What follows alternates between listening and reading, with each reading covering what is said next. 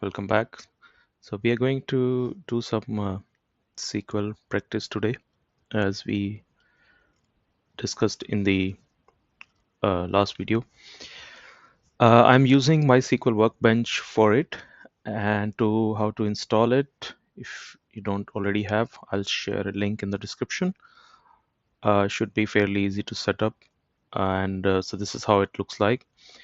I've got few schemas already. In MySQL, schemas or databases, they are kind of used as synonyms, but could be different for other database vendors.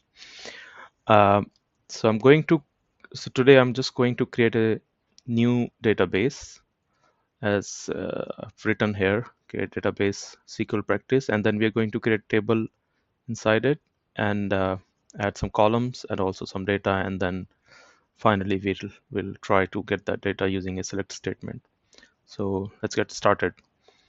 So this is how the tool looks like. So the output will be visible here. Here we can see all the databases which I already have. So what I'm going to do is let me zoom in, zoom out. Now, so I've already written a command here, which is create database SQL underscore practice. So that's the name of the database, and these are the two keywords which are used to create a database. So to run this, we can use these options here.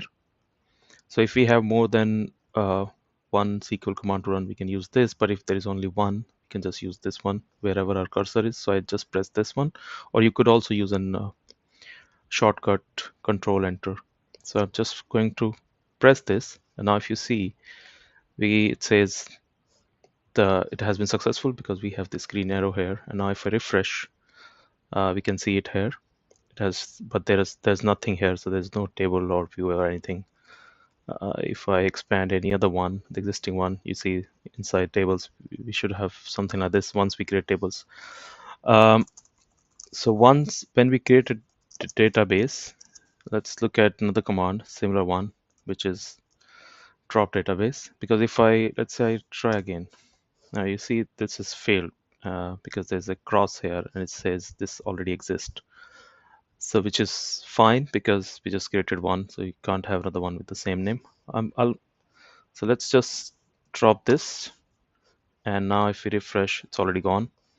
So that was just to show you how a database can be created and how easily it can be dropped. But need to be very careful when this happens in actual environment, or where you can't just drop a database like that. There might be things which are using it, so be careful with it. But there's a command to do that. Now I'm going to create it again. So we have it here. I'm going to minimize this window, so that can be done from here. And let me just increase the font a little bit. So we have a database now, but we don't have any tables in it. So next thing, let's try to create a table. So as we discussed earlier, so for creating a table, we have the command which is called create table. Let's say employee, that's the name of the table, and then let's give it a column name and the data type. So let's say we call it text, and then that's it. So now I'll just use Control Enter, but it can be this thing here. So if I just run, it didn't work. So we have error here. It says no database selected. Select the default DB. All right. So now when it was trying to create a table, it says it doesn't know where to create it because it doesn't know. We created this table, but database, but it doesn't know that we are using this database right now. So for that, to fix that, we can use a command called use, and then we say the database name. So if we just run this, so this is success, and then we are going to now use the same command again, and there you go. So we have this table here. Now this is just an empty table. So if I say actually before that, if we just look at here, if we just refresh, we should have our table here now, and you can see, so we get the table, and we can see there's only one column, so that's great. Now, so let's minimize this again.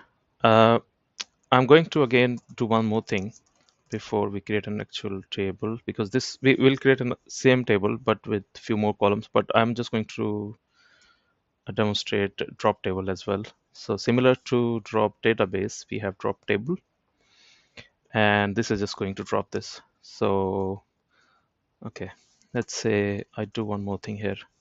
So before that, let's say I say select star from employee. So this is a select statement which we use to read from a table. So if I just say this, so we have the table, right? But there is no data, so it's empty, but we have a table. Now, if I drop this table, so it says success, so table is gone. Now if I see it says select, it says doesn't exist, which is fine because we just deleted it. Now we're going to create the same table again, but few more columns. So I'll say create table employee, name text, age, let's say integer, it should be number. Then let's add another column here, department, which can actually be a text. And then we have salary int, and that should be it. Let's keep it. So there is a convention when we actually write SQL script. There is a convention that we normally try to keep the keywords as in caps, and the other objects names or column names. So these things could actually be. Oh, there's a mistake here. Could actually be in a lowercase. But I'm just using everything in small case here.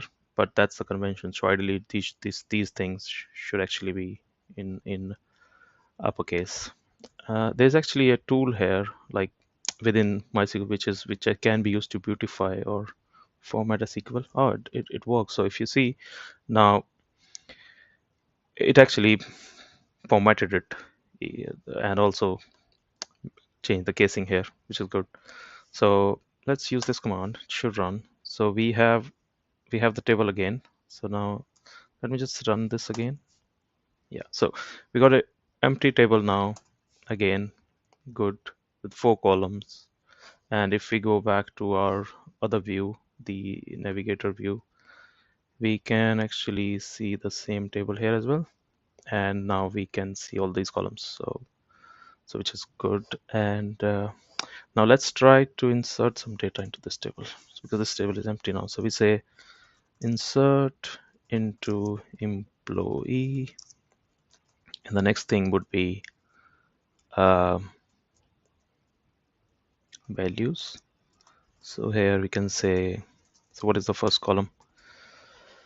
Name. So let's say we call it name 1, and then we have age, let's say 20, and then comma, that department, let's say department 1, and also we can say salary, so that should be a number, so we don't need a quote around it. So let's say 20,000. So, and then if we just run this, it did run, and then we use the select again. Just copy it here again. All right, so here we have one row, and we can see the data has come here, which is good. Now we can use this insert to insert few more rows. So I would say name 2, name 3, let's say some dummy data I'm just using here. So let's say 30, 40, 50, and similarly department 3, let's say 4, and also let's give them a little bit more salary as per their age. So now I'm going to run this one and this and this, so all success. And if we run the select now, we have 4 rows here. So these name, age, department, salary are the columns, and for each column we have a different value, and each row represent one person. So name 1, salary is 20,000, department name is department 1, and age is 20. So now we could actually drop the table as well, like we did for the, I think we saw that, right? Even now we got a lot of data, but if we drop it, I think we can um, everything will go. We will not have anything left in the data. Um, so that so basically what we saw today is, I'll just do a recap what we have seen till now. So we created a database practice. We looked at how to drop a database, and then we looked at how to create a table, how to drop a table, and we saw some errors as well, why they came. We looked at and fixed those. And then we finally got another employee table with 4 columns. We inserted some dummy data, and then we saw how can we select from that table. Now, I think this is enough for this session, but I just want to talk about one more thing. That is, so when we write these statements, we could actually, in actual SQL file, we could actually have, first let's just try to reformat again, and let's see if it works. No, it's not working this time for some reason. No, it's not.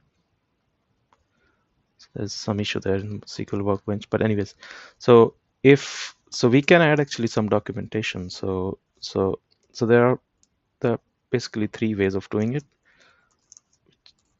So one is that we just say drop database command. Let's say, so this is not a command. I can't run it. It's just some text that just describes that what this does.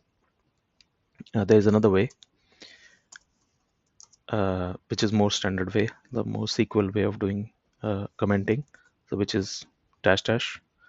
And then if we have something like a multi-line comment, so so that can be some done here. So this, let's say we write some text here, which is going to be in two or more lines. So this command can be used to drop a database. This so should be used very carefully. So if we have something like this text, that can be done. Now, so SQL engines, all of them, they recognize that these are comments, so they're not going to like run these or give you an error that this is wrong or whatever. So that's it for this video. We are going to will continue with this. I think I'll focus on more on the practice going forward. If any theory or any concept we need to look at, we'll look at some of that. But basically, the preference would be to just try out different things which SQL supports, and then